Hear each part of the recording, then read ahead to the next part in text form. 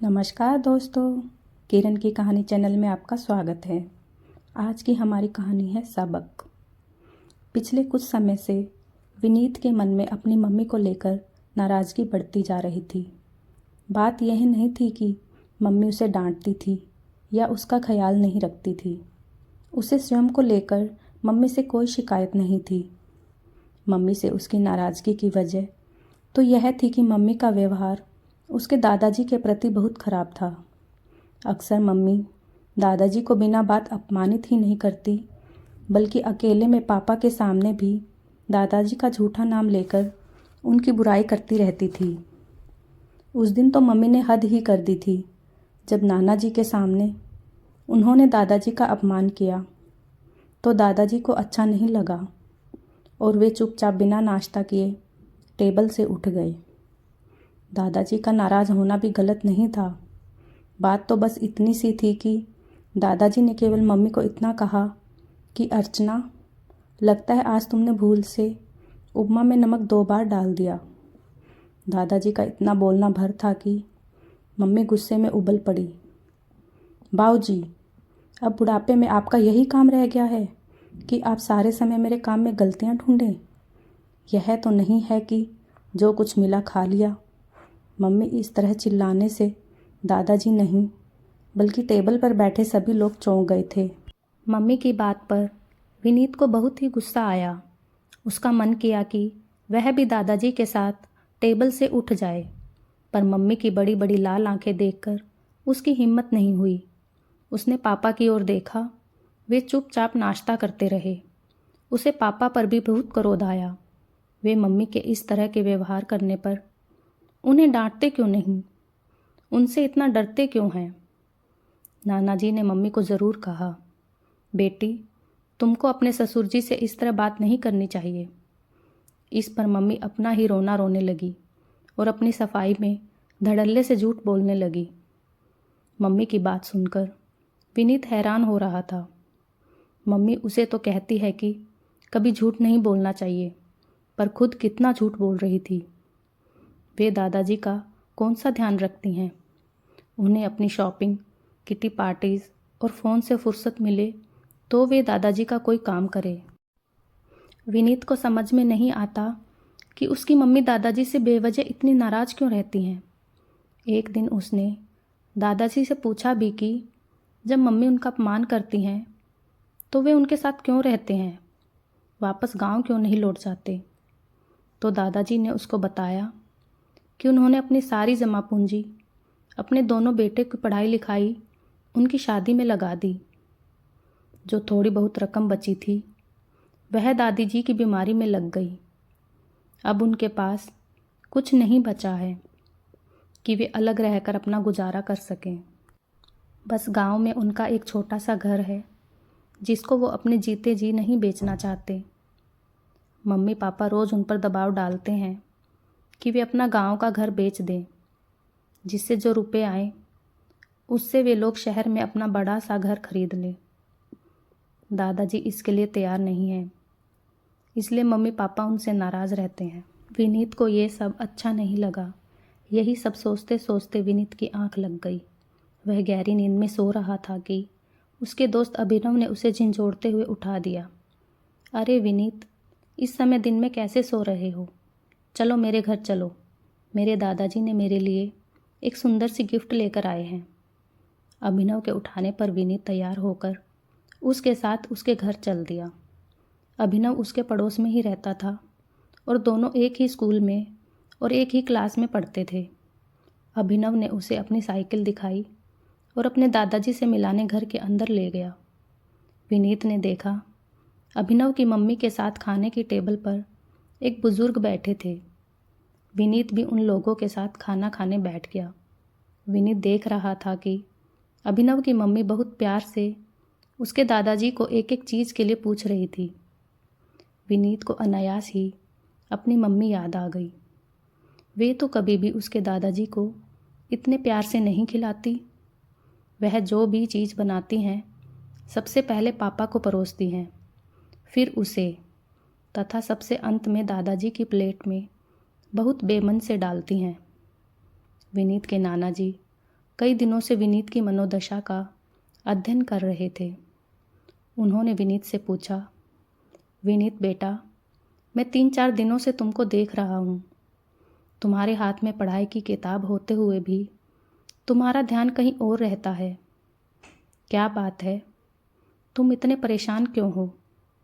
विनीत पहले तो कुछ देर तक चुप रहा, पर उनके बार बार पूछने पर बोला, नाना जी, मम्मी सारे समय दादाजी का इतना अपमान क्यों करती हैं?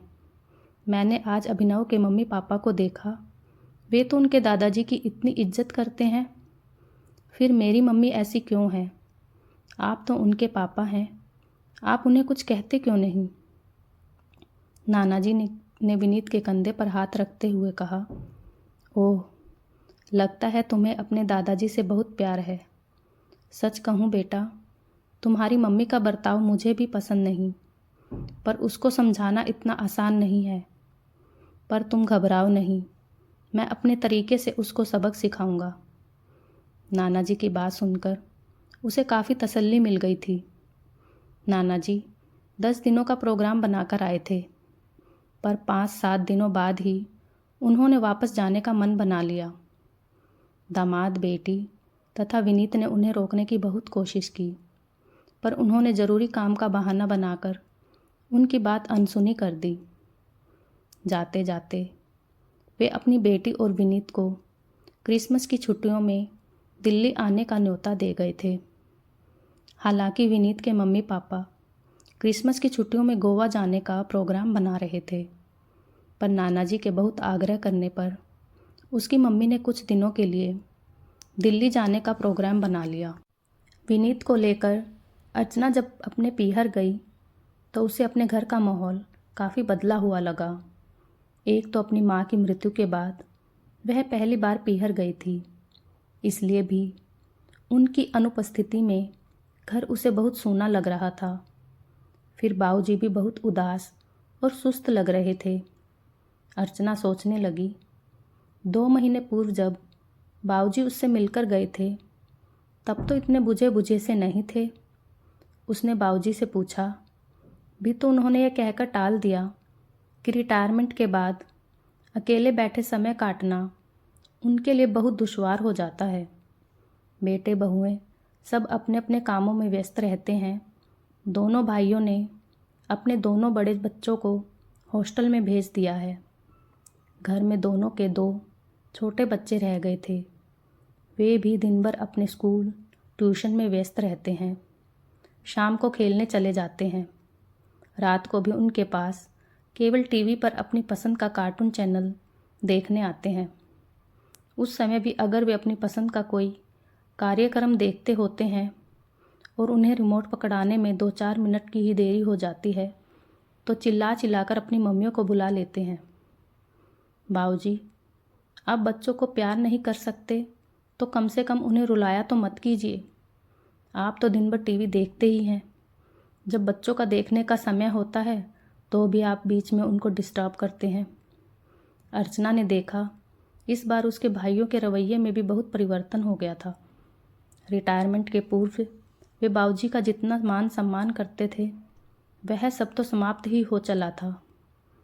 अब तो वे बात बात में बाबूजी की बेइज्जती करने में भी नहीं चूकते थे। उस दिन भी खाने की मेज़ पर जब सब बैठे थे तो बाबूजी की तबीयत ठीक नहीं होने के कारण खाना खाते समय निवाला उनके मुंह में ना जाकर उनके कपड़ों पर गिर गया तो बड़े भैया का कितना मूड खराब हो गया था। वे झल्लाते हुए तुरंत बोल उठे, अमीता, बाबूजी को तुम अलग मेज़ पर बैठाकर खाना क्यों नहीं खिलाती? बार बार उनके मुंह से खाना गिरता रहता है। भोजन करने का मूड खराब हो जाता है। बस दूसरे ही दिन से बाबूजी को परिवार के सारे सदस्यों के साथ बैठने का जो एक मौका मिलता था वह भी बंद हो गया था। बाबूजी अपने ही कमरे में कैद से हो गए थे। बाबूजी पर हो रहे अन्यायों को देखते हुए भी अर्चना कुछ नहीं कर पा रही थी। उस दिन तो उन लोगों ने हद ही कर दी जब उसके जाने के 2 दिन पूर्व उसके दोनों भाई भाभीयों ने उसे अलग कमरे में बुलाकर बाबूजी की शिकायतों का एक लंबा चौड़ा पुलिंदा उसके सामने खोलकर रख दिया। बड़े भैया कह रहे थे कि बाबूजी अपनी 2 लाख की एफडी को तुड़वाकर उससे प्राप्त होने वाली राशि उन लोगों में क्यों नहीं बांट देते। इस उम्र में भी उनकी स्वार्थपरता को वे जी भरकर कोस रहे थे। उन्होंने जब उसे बताया कि वे बाबूजी को ओल्ड पीपल होम वृद्धाश्रम में रखने का मन बना रहे हैं, तो उनकी बात सुनते ही वह क्रोध और आवेश से तिलमिला उठी। तो नौबत यहाँ तक पहुँच गई कि अपने 2 बेटों और बेटी होने के बाद भी बाबूजी को इस उम्र में वृद्धाश्रम की शरण लेने को बाध्य होना पड़ेगा। विनीत पास ही बैठा था।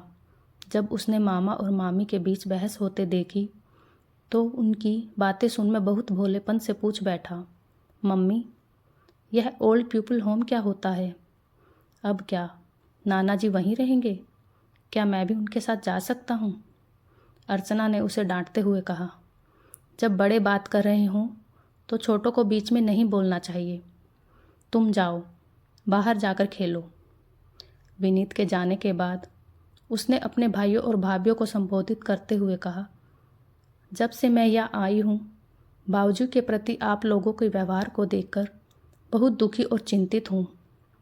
बाबूजी के 3 बच्चों के होते हुए भी उन्हें अपने बुढ़ापे में वृद्धाश्रम की शरण लेनी पड़े। इससे अधिक शर्म की बात और क्या होगी। आप चिंता न करें, मैं बाबूजी को अपने साथ ले जाऊंगी। पर हाँ, एक बात ज़रूर कहूँगी, वाह भैया, जिन माता पिता ने इतने कष्टों से हमें पाल पोस कर बड़ा किया, उनको अपने जीवन की संध्या बेला में क्या हम इस तरह जलील और अपमानित करें? मैं परसों जा रही हूँ। बाबूजी का टिकट हम लोगों के साथ ही बनवा दें, मैं उन्हें अपने साथ ले जाऊंगी। कहती हुई वह गुस्से से बाहर निकल गई थी। रात को खाना खाने के बाद उसने जब अकेले में इस विषय पर बाबूजी से चर्चा की तो कुछ देर गंभीर रहकर सोचने के बाद वे बोले, बेटी, तुमने अभी जो कुछ भी मुझे बताया वह मेरे लिए कोई नई बात नहीं है। आज तो दुर्भाग्यवश सभी जगह हम वृद्धों की ऐसी ही स्थिति है। ऐसे बिरला ही मिलेंगे जिन्हें इस अवस्था में अपने बच्चों से अपेक्षित मान सम्मान मिलता है। आज के युग में यह हमारी नीति ही बन गई है कि हम अपनी शारीरिक वेदनाओं को भोगने के साथ साथ अपनी मानसिक परेशानियों को भी मूक भाव से झेलते रहें। कुछ देर रुकने के बाद वे पुनः बोले, तुमने तो उन लोगों के द्वारा मुझे वृद्धाश्रम भेजने की बात शायद यह सोचकर मुझसे छिपाई कि मुझे इस बात से गहरा सदमा लगेगा। पर आज दोपहर ही विनीत मुझे तुम लोगों के बीच हो रही बातचीत के विषय में बताता हुआ पूछ रहा था, नाना जी, वृद्धाश्रम क्या होता है? मामा मामी आपको वहाँ भेजने की बात कर रहे थे, तो मम्मी उनसे झगड़ा क्यों कर रही थी? मैंने पहले तो उसके प्रश्न को टालना चाहा, पर जब वह बार बार मुझसे पूछता रहा तो मुझे समझाना पड़ा कि जब बच्चों के दिलों और घरों में बड़ों के लिए जगह कम पड़ने लगती है तो उन्हें अपने अभिभावकों को वृद्धाश्रम भेजना पड़ता है। जानती हो, मेरी बात सुनकर उसने मुझसे क्या कहा? वह बोला, तब तो नाना जी, आप अपने साथ मेरे दादाजी को भी क्यों नहीं ले जाते? मेरी मम्मी भी सारे समय पापा से कहती रहती है कि जब से दादाजी आए हैं उनकी प्राइवेसी ख़त्म हो गई है और घर छोटा पड़ने लगा है। दादाजी का भी घर में मन नहीं लगता। आप दोनों साथ रहेंगे तो टाइम पास हो जाएगा। अपने बाबूजी की बात सुनकर अर्चना एकदम से झेंप गई थी। उन्होंने उसकी ओर देखते हुए कहा, देखा बेटी, छोटे बच्चे कितने संवेदनशील होते हैं। वे कितनी जल्दी अपने ढंग से समस्या का समाधान ढूंढ लेते हैं।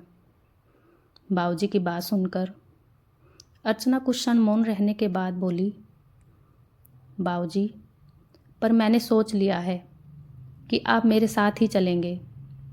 इन लोगों के पास मैं आपको और जलील नहीं होने दूंगी।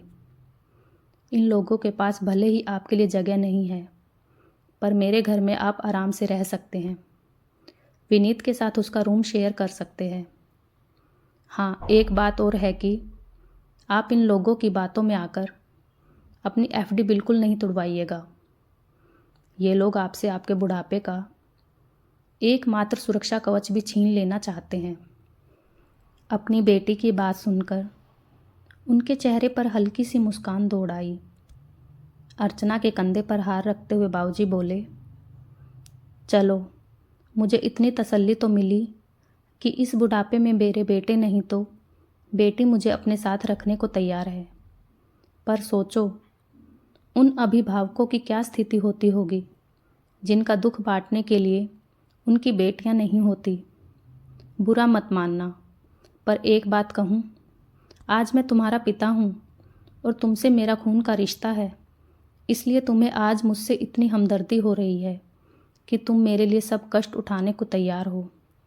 पर क्या कभी तुमने इतनी सहृदयता से अपने ससुर जी के विषय में भी सोचने की कोशिश की है? मैं अभी कुछ समय पूर्व ही तुम्हारे यहाँ जाकर आया हूँ। सच बताना, तुम्हारा अपने ससुर जी के साथ वैसा ही व्यवहार नहीं है जो कि तुम्हारे भाई भाभीयों का मेरे साथ है। क्या तुमने कभी उनकी ज़रूरतों, आवश्यकताओं के प्रति अपनी जिम्मेदारियों का ख्याल किया है? मैं जितने दिन तक तुम्हारे घर रहा, मैंने मेरे और उनके प्रति तुम्हारे व्यवहार में ज़मीन आसमान का अंतर महसूस किया। तुम छोटी छोटी बातों में उनकी जितनी अवमानना करती हो, उसे देखकर तो मुझे स्वयं पर ग्लानि हो रही थी। हम लोगों ने तो तुम बच्चों को ऐसे संस्कार नहीं दिए थे। एक बात और कहूँ, तुम्हारे और विवेक के बाबूजी के प्रति ऐसे आचरण को देखकर नन्हे से विनीत के हृदय पर क्या बीतती है, क्या कभी तुम लोगों ने जानने की कोशिश की है? विनीत ने ही मुझे बताया कि तुम लोग जिस तरह उनका अपमान करते हो, उसे बहुत बुरा लगता है। वह भले ही तुमसे डरकर तुम्हारे सामने कुछ न बोले, पर तुम लोगों के प्रति उसके मन में कितनी दुर्भावनाएं पनपने लगी हैं, यह उसकी बातों में मैंने जाना। वह मुझसे कहता है कि वह भी बड़ा होकर तुम लोगों के साथ ऐसा ही व्यवहार करेगा। तभी तुम लोगों को पता चलेगा कि बड़ों की भावनाओं को आहत करना कितना कष्टकर होता है। वह किशोरावस्था के जिस दौर से गुजर रहा है, यह उसके लिए बहुत ही संवेदनशील समय है। इस समय बच्चों के मन की कच्ची मिट्टी पर जो भी लकीरें बन जाती हैं, वह कभी कभी जीवन भर नहीं मिट पाती। बाबूजी फिर कुछ देर चुप रहकर बोले, हाँ, एक बात और है। तुम मुझे जो आने वाले समय के लिए अपनी एफडी को बचाकर रखने की सलाह देती हो, फिर तुम लोग अपने बाबूजी से कैसे उम्मीद करते हो कि वे भी अपना एकमात्र सुरक्षा कवच, अपना मकान तुम लोगों को सौंपकर तुम्हारे मोहताज हो जाएं? बस अंत में इतना ही कहूँगा कि काश तुम मेरे प्रति जितना सहृदय और उदार हो, उसका अंश मात्र भी अपने ससुर जी के प्रति होती तो मुझे तुमसे कोई शिकायत नहीं होती। आज विनीत की बातों ने मुझे प्रेरित किया है कि मैं तुम्हें अपने कर्तव्य का बोध कराऊं। अब मेरी बात मानो या ना मानो, तुम्हारी मर्जी।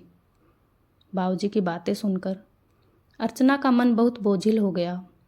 वह चुपचाप वहाँ से उठ गई थी। दूसरे दिन मैं विनीत के साथ वापस अपने घर के लिए रवाना हो गई थी। भागती ट्रेन के साथ रास्ते भर उसके विचारों की उथल पुथल भी चलती रही, पर जब वह घर पहुंची तो उसका मन स्थिर हो गया था। घर पहुंचकर उसने अपने पहुंचने की सूचना बाबूजी को दे दी थी। उन लोगों के जाने के 3-4 दिन बाद जब विनीत का अपने नाना जी के पास फ़ोन आया तो वह बहुत खुश लग रहा था। उसने उनसे कहा, नाना जी, आपने तो मेरी मम्मी पर जादू कर दिया। सच, वो एकदम बदल गई है। अब वे दादाजी से बहुत अच्छे से बात करती हैं और उनका बहुत ध्यान रखती हैं। आपको विश्वास नहीं हो तो दादाजी से ही बात कर लें। कहते हुए उसने फ़ोन अपने दादाजी को पकड़ा दिया था। दादाजी फ़ोन पर केवल इतना ही बोल पाए, हरदयाल जी, आपने तो मेरी बहू को मेरी बेटी बनाकर भेज दिया। किन शब्दों में आपका आभार व्यक्त करूं? कहते कहते उनकी आवाज़ भर्रा गई थी।